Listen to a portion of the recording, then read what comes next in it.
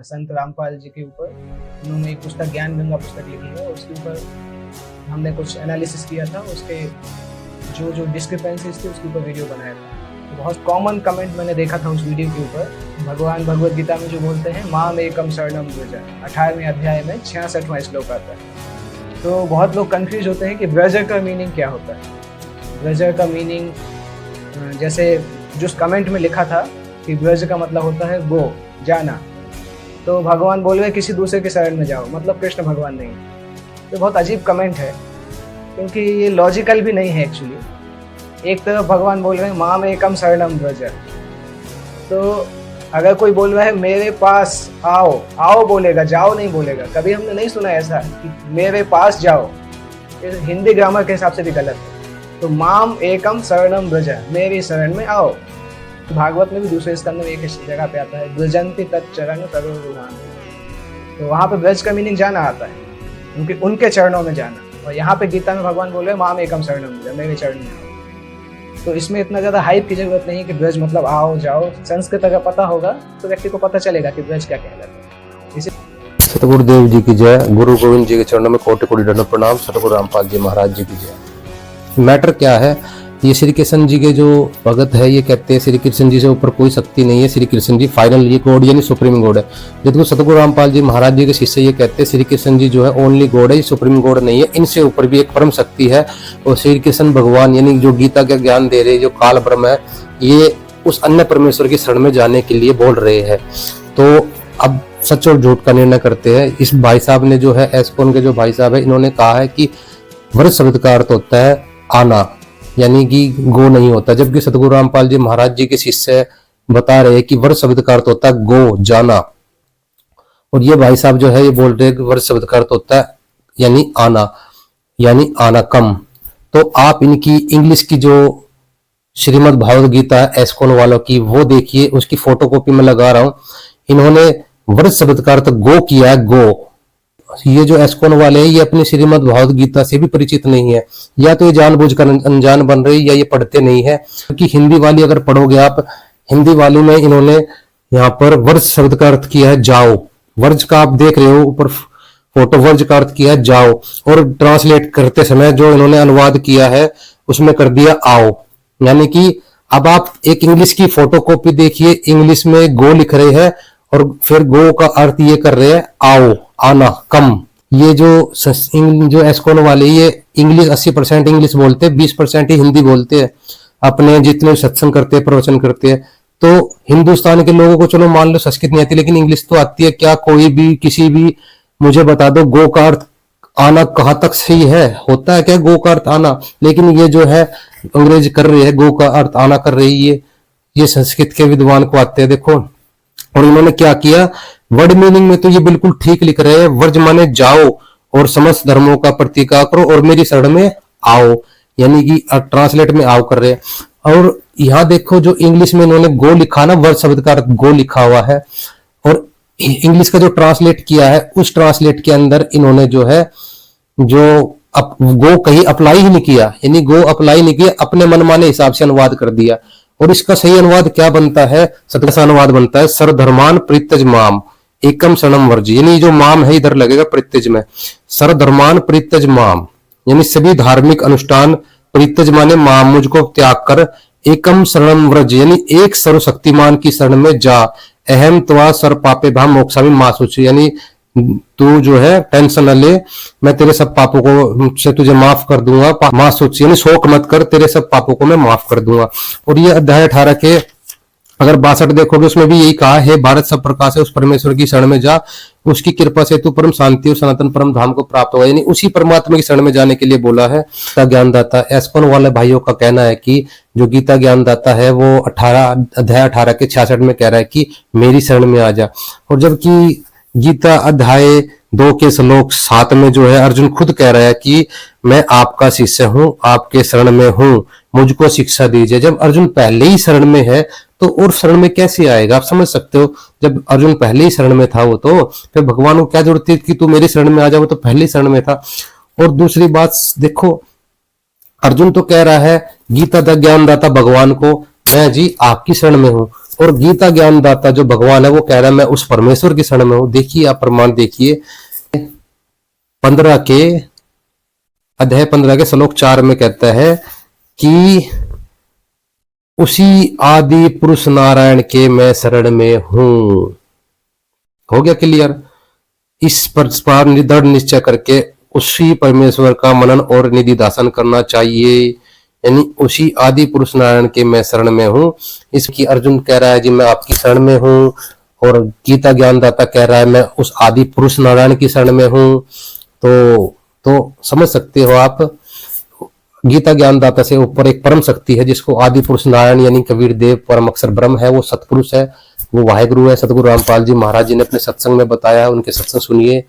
ये सभी ज्ञान सतगुरु रामपाल जी महाराज जी का दिया हुआ है। ऐसे एक और कमेंट था, उसमें बोला जाता था कि भगवान विष्णु मुक्ति नहीं दे सकते। पता नहीं किसने कहाँ से पढ़ा है, और एक कुछ अवधी भाषा का कुछ श्लोक भी बनाते थे कि विष्णु से मुक्ति नहीं मिलती है। ये श्लोक पता नहीं मन से नहीं बनाना चाहिए, अगर किसी ने बनाया है तो बहुत बड़ी गलती है, क्योंकि सारे शास्त्र इसके अपोजिट बोलते हैं। मुक्ति प्रदाताम सर्वेशाय विष्णु एव न संशय।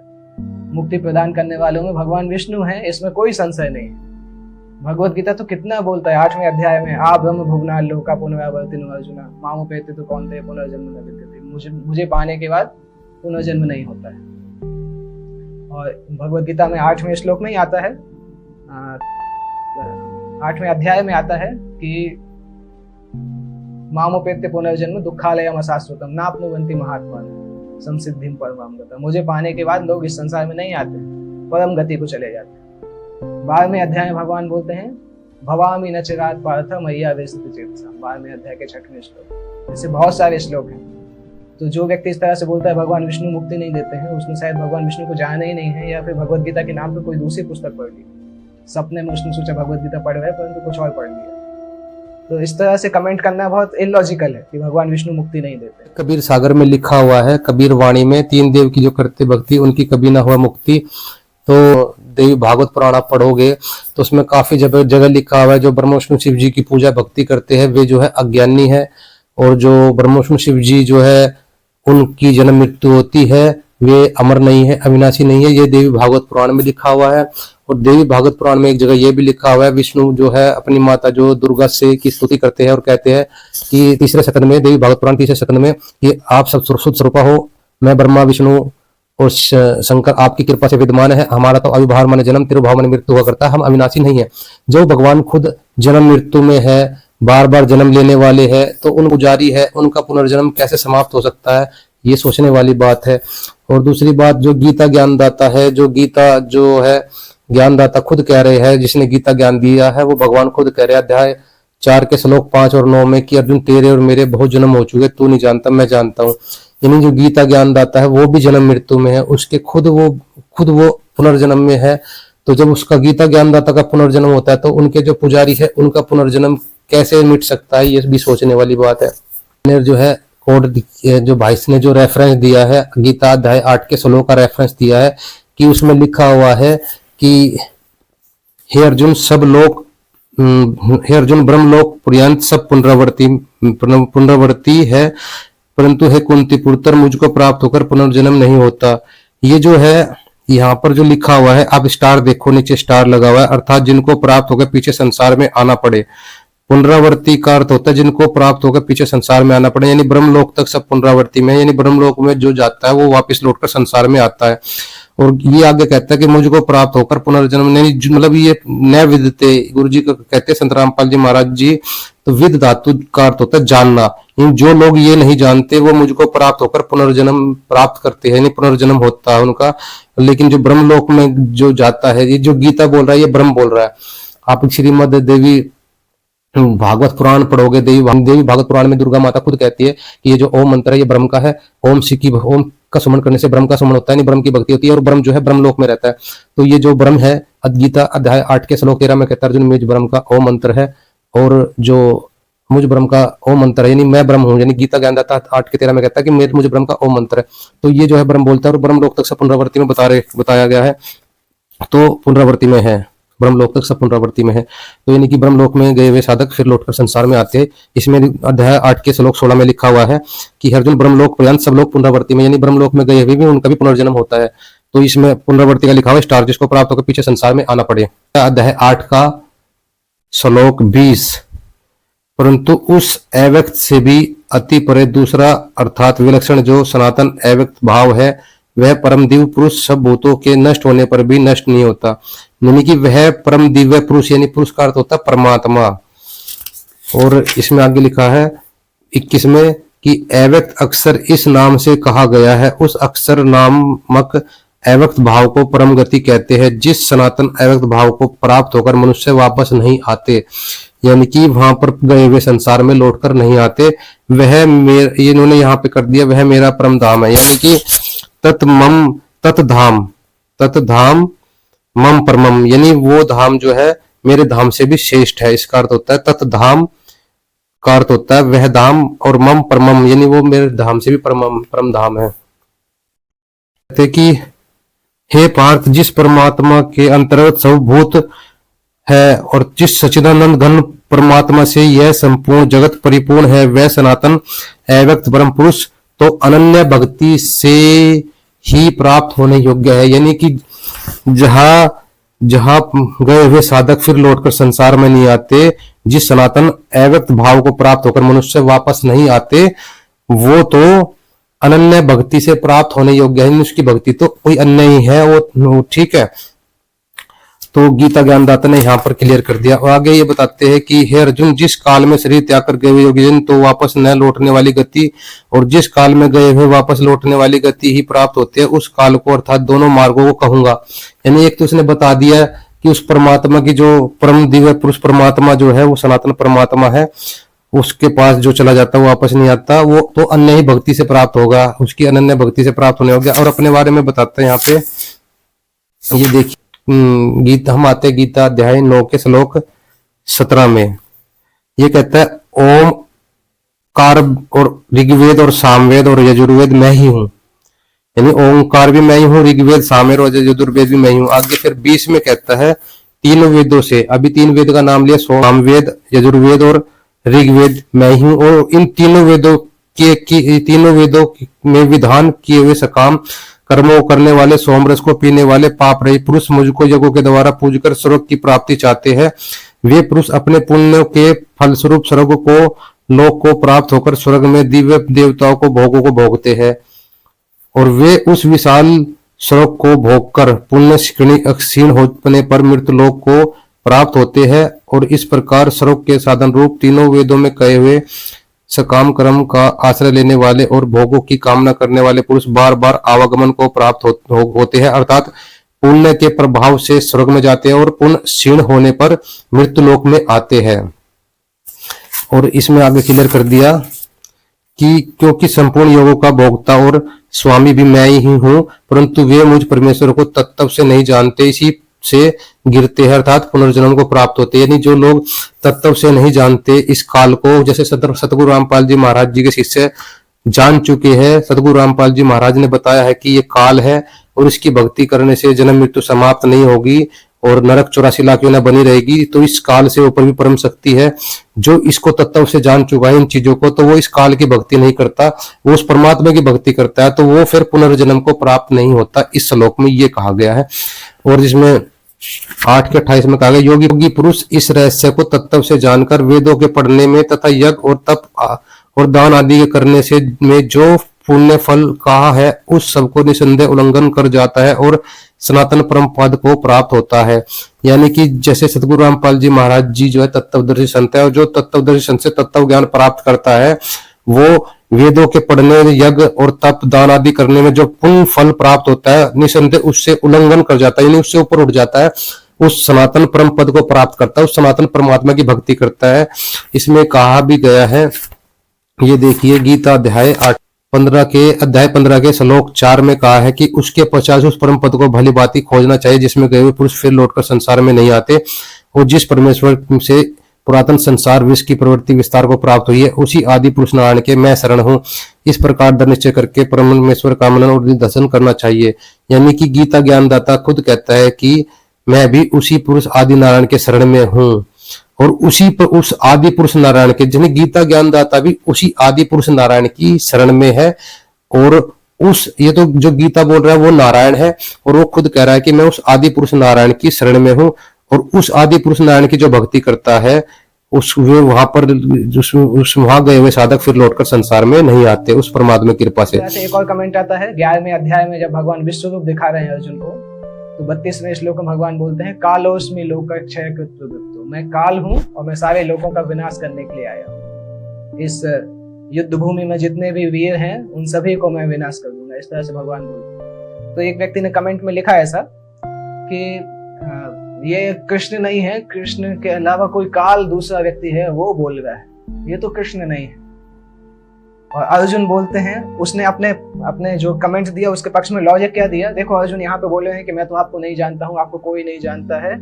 तो अगर कृष्ण होते तो कृष्ण तो अर्जुन के संबंधी है, रिलेटिव है, तो अर्जुन तो कृष्ण को जानते हैं, तो ऐसा क्यों बोल रहे कि मैं आपको नहीं जानता हूँ? दैट मीन्स ये कृष्ण नहीं है, काल है। तो ये भी एक इलॉजिकल चीज है, क्योंकि 8-10 श्लोक आगे जाएंगे, 41वें 42वें श्लोक में 11वें अध्याय में अर्जुन बोलते हैं सखेति मत्वा प्रसभम यदुक्तम, मैं आपको सखा समझता था, आपके साथ मैंने भोजन किया, मैंने आपका अपमान किया। तो अगर अर्जुन कोई दूसरे काल को बोल रहा है तो उससे कृष्ण की बातें क्यों शेयर कर रहा है? तभी होगा जब काल और कृष्ण सेम है, तभी तो शेयर करेगा। तो अगर हम एक ही श्लोक पकड़ लेंगे, आगे के श्लोक छोड़ देंगे, तो इसी तरह से होगा। इसलिए भगवत गीता को अपने पिकअप करने के लिए नहीं है कि कुछ भी डिलीट किया, कुछ भी उठाया, और जो हमें प्रूफ करना है वो कर दिया, बाकी सब छोड़ दिया। जब सब कुछ देखेंगे तो पता चलता है। अब अर्जुन जो थे उनको केवल श्री कृष्ण जी की बॉडी दिखाई दे रही थी, लेकिन उनके अंदर तो प्रवेश करके काल ब्रह्म जो है, ओम जो है, ये जो गीता ज्ञान बोल रहे थे, वो अर्जुन को दिखाई नहीं दे रहे थे। अर्जुन तो केवल उनको श्री कृष्ण मान रहे थे। अगर आप जो है कह रहे हो श्री कृष्ण जी ने गीता ज्ञान दिया, गीता के किसी भी श्लोक में दिखा दो कि गीता ज्ञानदाता ने ये कहा हो कि मैं कृष्ण हूँ। अपने मुंह से कहीं भी उन्होंने ये नहीं कहा मैं कृष्ण हूँ। एक बार उन्होंने गीता में अध्याय 8 के 13 में कहा कि मुझ ब्रह्म का, यानी मैं ब्रह्म हूँ और मेरा ओम मंत्र है। और जब अर्जुन ने पूछा गीता अध्याय 11 के श्लोक 31 में कि आप कौन हो, तो वहां पे ये नहीं कहा कि मैं कृष्ण हूँ, वहां ये कहा कि मैं काल हूँ। तो काल जो है ये उस गीता ज्ञानदाता कहता है अध्याय 11 के 32 में कि मैं काल हूँ और सभी लोगों का नाश करने के लिए अब प्रकट हुआ हूं। प्रकट होने का मतलब, अब प्रकट यानी प्रकट होने का मतलब, अब जैसे मैं हूं, मैं ये कहूं कि मैं आज ही पैदा हुआ हूं, अभी इसी से मैं पैदा हुआ हूं, आप क्या सोचोगे? क्या मैं आज ही पैदा हुआ हूं? विश्वास कर लोगे इस चीज पे? तो गीता ज्ञानदाता कह रहा है कि एट ए टाइम, मतलब मैं अभी प्रकट हुआ हूं, यानी कि श्री कृष्ण जी तो बहुत पहले से प्रकट थे, विराजमान थे। उन्होंने तो लीलाएं की थी, गोपियों के वस्त्र चुराना और भी मक्खन चुराना, बहुत सी लीलाएं की थी, वो तो पहले से मौजूद थे। तो और श्री कृष्ण जी जो थे वो तो युद्ध के खिलाफ थे, वो तो शांति दूत बनकर गए थे। लेकिन ये जो गीता ज्ञानदाता है ये तो कह रहा है अर्जुन तू हिजड़ों की तरह मत बैठ और युद्ध कर मार दे सबको। तो जो गीता, आप खुद विचार कर लीजिए, जो श्री कृष्ण जी के ने जो पहले श्री कृष्ण जी जो बातें पहले बोली थी और जो युद्ध के समय बोल रहे वो दोनों अलग ही है। क्योंकि श्री कृष्ण जी युद्ध नहीं चाहते थे, शांति दूत बनकर गए थे, और गीता ज्ञानदाता ये काल युद्ध चाहता था। और सबसे बड़ी बात, गीता ज्ञानदाता अध्याय 11 के 47 श्लोक में बता रहा है कि हे अर्जुन, अनुग्रह पूर्वक मैंने अपनी योग माया से शक्ति के प्रभाव से यह मेरा परम तेजोमय, सबका आदि और सबका विराट, सीमा रहित विराट रूप तुझको दिखाया, जिसे तेरे अतिरिक्त दूसरे किसी ने पहले नहीं देखा। हे अर्जुन, मनुष्य लोक में इस प्रकार विश्व रूप वाला मैं तो वेदों से या गो के अध्ययन से, न दान से, न क्रिया से और न किसी गुरु तपो से तेरे अतिरिक्त किसी दूसरे के द्वारा देखा जा सकता हूँ। यानी गीता ज्ञानदाता खुद कह रहा है कि ये जो विराट रूप है मैंने तेरे अतिरिक्त किसी को नहीं दिखाया, न ही पहले किसी ने देखा, ना आगे कोई देख सकता है। अगर आप देखोगे तो श्री कृष्ण जी जो थे, जब जब कौरवों की सभा में गए थे शांति दूत बनकर, तो उन्होंने जो है वहां पर जो है युधिष्ठिर जो वहां पर जो दुर्योधन था उसने जो है श्री कृष्ण जी को अरेस्ट करने के लिए आदेश दिए। तो जब वहां पर श्री कृष्ण जी को पकड़ने के लिए वहां पर लोग इकट्ठे हुए, सैनिक इकट्ठे हुए, तो श्री कृष्ण जी ने अपना विराट रूप दिखाया था, जो है लोगों ने देखा था। तो श्री कृष्ण जी होते तो ये नहीं कहते कि मैंने अपना विराट रूप पहले कभी किसी को नहीं दिखाया, क्योंकि श्री कृष्ण जी तो अपना विराट रूप कौरवों की सभा में दिखा चुके थे। तो ये काल था जो ये बोल रहा है कि मेरा ये विराट रूप पहले कभी किसी ने देखा नहीं, ना आगे देख सकता, क्योंकि श्री कृष्ण जी ने अपना विराट रूप पहले कौरवों के सभा में दिखा चुके थे। आपने महाभारत देखी हो तो। कोई बोले कि निराकार है तो निराकार कैसे होगा? तम जो है वो अपने आप में साकार है। हम ऐसा नहीं बोलते हैं कि ओम जो है वो, ओम प्रभु जो है वो निराकार है। आकार तो है उनका, तो सह शब्द का मतलब आकार कहलाता है। इसलिए भगवत गीता को पढ़ेंगे तो वो श्लोक परमात्मा के बारे में बताता है, और साथ साथ श्रीमद् भागवत बताता है कि ब्रह्म ज्योति, परमात्मा और भगवान, आध्यात्मिक सत्य के 3 रूप होते हैं। जैसे सूरज की रोशनी है, सूरज का लोक है और सूर्य देव है। इसी तरह से ब्रह्म, परमात्मा और भगवान, ब्रह्म ज्योति जो भगवान के शरीर की रोशनी है, परमात्मा मतलब क्षीरोदक्षाई विष्णु जो सबके हृदय में है, और भगवान मतलब भगवान जो वैकुंठ लोक में निवास है। तो उन परमात्मा के बारे में बताया जाता है। इसी से एक दूसरा कमेंट भी आता है, इनको भगवान की परिभाषा का भी नहीं पता, परमात्मा, ब्रह्म और भगवान किसे कहते हैं इनको ये भी नहीं पता, और बाल कटवा के, चोटी रखवा के, तिलक लगाकर ऐसे बैठ गए आचार्य बन के कि भाई ये ही विद्वान है और यही प्रकाट्य ज्ञाता है वेदों के, गीता के। जैसे अब ये भाई साहब बोल रहे हैं कि जो ब्रह्म है वो तो रोशनी है, और परमात्मा जो है वो लोक है, वो हमारे शरीर में रहता है, और जो भगवान है वो वैकुंठ धाम में है। जैसे सूर्य का लोक और उसकी रोशनी, ऐसे जो ब्रह्म है वो तो रोशनी है, और जो परमात्मा है वो लोक है, हमारे अंदर रहता है परमात्मा, और ब्रह्म भगवान जो है वो जो है भगवान जो है वो वैकुंठ लोक में रहता है। मतलब ब्रह्म परमात्मा भगवान को ये अलग अलग बता रहा है भाई साहब। अब देखो इनकी बुद्धि देखो। ब्रह्म का गूगल पे सर्च करो, ब्रह्म का अर्थ क्या है, वहां पर भी वहां पे लिखा आएगा ईश्वर। और परमात्मा का अर्थ सर्च करो गूगल पे, परमात्मा का अर्थ क्या है, वहां भी ईश्वर लिखा आएगा। और भगवान का अर्थ सर्च करो, वहां पर भी ईश्वर लिखा आएगा। यानी कि तीनों का अर्थ ईश्वर ही हो गया। जैसे जल, पानी, नीर कहो, जल, पानी, नीर, इन तीनों का मतलब एक ही होता है, जल, पानी, नीर। तीनों का अर्थ होता है वाटर, समझ रहे हो, वाटर। तो परमात्मा, ब्रह्म और भगवान, इन तीनों का अर्थ होता है गॉड। तो अब इनको कौन समझाए भाई विद्वानों को।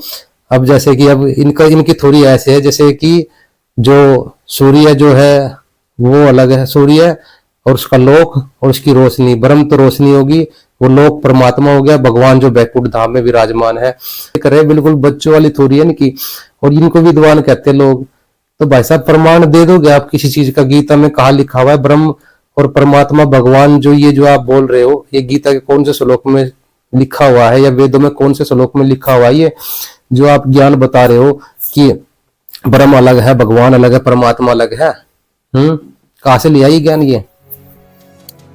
ये सब कुछ कमेंट लिंक जैसे हैं। जैसे 18वें अध्याय में 62वें श्लोक में एक कमेंट में लिखा था कि उसमें आता है कि कृष्ण बोलते हैं उसकी शरण में जाओ। उसकी शरण में जाओ मतलब कृष्ण अलग है और दूसरा व्यक्ति अलग है। वो भी यही कंफ्यूजन है, क्योंकि 61वें श्लोक में भगवान बताते हैं ईश्वर सर्वभूतानां हृदय से अर्जुन तिष्ठति। ईश्वर सभी जीवों के हृदय में रहता है। सभी जीवों के हृदय में कौन रहता है? परमात्मा रहता है। और भगवान बोल रहे अगले श्लोक में कि उन परमात्मा की शरण में जाओ। तो हम जानते हैं चाहे कृष्ण बोले कि मेरी शरण में आओ, चाहे बोले परमात्मा की शरण में जाए, वो बात वही है। चाहे आप इस तरफ से खाना खाओ या घुमा के खाओ, सेम ही बात, क्योंकि कृष्ण और परमात्मा में अंतर नहीं। तो निकाल के देखेंगे तो कंफ्यूजन है। इसलिए भगवत गीता ठीक से पढ़ना जरूरी है। ये जो है गीता अध्याय 18 के 62 श्लोक का रेफरेंस दिया कि सदगुरु रामपाल जी महाराज जी के जो शिष्य है वो बोलते हैं कि हे भारत, सब प्रकार से उस परमेश्वर की शरण में जा, उस परमात्मा की कृपा से परम शांति सनातन परम धाम को प्राप्त होगा। तो इसका इनका मतलब है कि हमारी शरण में, इसमें साफ लिखा हुआ है कि गीता ज्ञानदाता कह रहा है कि उस परमेश्वर की शरण में जा। हे भारत, सब प्रकार से उस परमेश्वर की ही शरण में जा, और उसकी कृपा से तू, यानी किसकी? उसकी कृपा से तू परम शांति को, सनातन परम धाम को प्राप्त होगा। यानी कोई अन्य है जिसकी कृपा से परम शांति को प्राप्त होगा। अब ये कह रहे हैं कि इसमें कोड कर रहे हैं, हे अर्जुन, ये 61 को कोड कर रहे हैं कि हे अर्जुन, श्री रूप यंत्र में आरूढ़ हुए संपूर्ण को अंतरे में परमेश्वर को अपनी माया से उनके कर्मों के अनुसार भ्रमण कराता हुआ सब प्राणों के हृदय में स्थित है। तो ये गीता ज्ञानदाता अपने बारे में कह रहे हैं। गीता ज्ञानदाता उस अन्य परमात्मा के बारे में कह रहे हैं। जैसे मैंने अभी कोड किया था अध्याय 8 का श्लोक 22, हे भारत, जिस परमात्मा के अंतर्गत सर्वभूत है, यानी सर्वभूत यानी जितने भी शरीरधारी प्राणी हैं, जिस सच्चिदानंद घन परमात्मा से यह समस्त जगत परिपूर्ण है। वह सनातन अव्यक्त परम पुरुष परमात्मा, तो परम पुरुष यानी परमात्मा, पुरुष का अर्थ होता परमात्मा, तो अनन्य भक्ति से प्राप्त होने योग्य है। और गीता अध्याय 15 के श्लोक 17 में लिखा है, उत्तम पुरुष तो अन्य ही है जो परमात्मा इति उदाहरते, यानी उत्तम पुरुष तो कोई अन्य ही है जो तीनों लोकों में सबका धारण पोषण करता है, वो ही अविनाशी परमात्मा है। तो वो सबका धारण पोषण करने वाला परमात्मा तो कोई अन्य ही है, अन्य ही है, वो गीता ज्ञानदाता से अलग है, बिल्कुल अलग है। तो ये भाई साहब झूठ बोल रहे हैं और ये कहते हैं कि सारे श्लोक पढ़ो गीता ज्ञानदाता आगे 63 में कहते हैं, देखो गीता ज्ञानदाता 63 में बोलते हैं कि इस प्रकार गोपनीय से अति गोपनीय ज्ञान मैंने तुझसे कह दिया है, अब तू रहस्य ज्ञान को पूर्णतः भली भांति विचार कर, जैसे चाहता वैसे कर ले, और तुझे संपूर्ण गोपनीय से अति गोपनीय परम रहस्ययुक्त वचन को फिर सुन मेरा अतिशय प्रिय है। प्रिय इन्होंने कहा कि गीता ज्ञानदाता कहता है कि वो मेरा इष्ट देव है। देखिए ये लिखा हुआ, ये गीता ज्ञानदाता कहता है इष्ट, इष्ट का अर्थ होता है, इन्होंने प्रिय कर दिया इष्ट का, इन्होंने कर दिया इष्ट का प्रिय, गलत है। इष्ट का होता है इष्ट देव यानी पूज्य देव,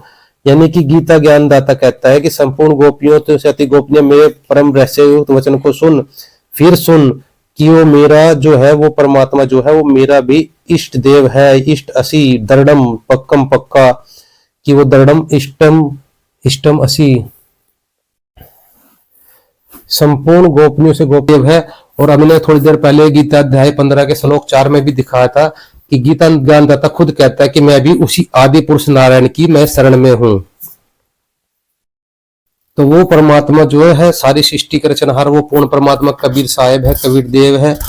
तो ये और गीता ज्ञानदाता जो है अध्याय 3 के श्लोक 14-15 में कहता है कि ब्रह्म की उत्पत्ति परम अक्षर ब्रह्म से हुई है, यानी सनातन परमात्मा से उत्पत्ति, ब्रह्म की उत्पत्ति सनातन परमात्मा से हुई है। और कबीर साहब कहते हैं ब्रह्म बीज हम ही से आया, कबीर सागर में प्रमाण है। तो कबीर साहब जैसे कि अध्याय 18 के 64 में गीता ज्ञानदाता कहता है कि वो मेरा भी इष्ट देव है। और कबीर साहब कहते हैं कबीर सागर में कि तेरा ज्योति स्वरूपी अलख निरंजन धरता ध्यान हमारा, यानी ज्योति निरंजन ये काल जो है मेरा ध्यान धरता है, और ये जब जो है अपने किस ब्रह्मांड चला रहा है यानी मेरा ध्यान रखता है। कबीर साहब कहते हैं ये ज्योति निरंजन अलख निरंजन ज्योति अलख निरंजन यानी काल, ये ओम, ये ब्रह्म, ये मेरा ध्यान धरता है, कबीर साहब खुद कहते हैं। और ये ब्रह्म बीज हम ही से आया, ब्रह्म बीज यानी ब्रह्म जो है हमने ही इसको पैदा किया, तो कबीर साहब ने खुद दावा किया ये। और ये जानकारी चाहिए तो सदगुरु रामपाल जी महाराज जी के सत्संग सुनिए, वो ही इस धरती पर पूर्ण विद्यमान है, पूर्ण संत है, इनके अलावा कोई किसी को ज्ञान नहीं है। मैं सत साहेब। वीडियो को लाइक कीजिए, शेयर कीजिए और सभी को राम राम सत साहेब।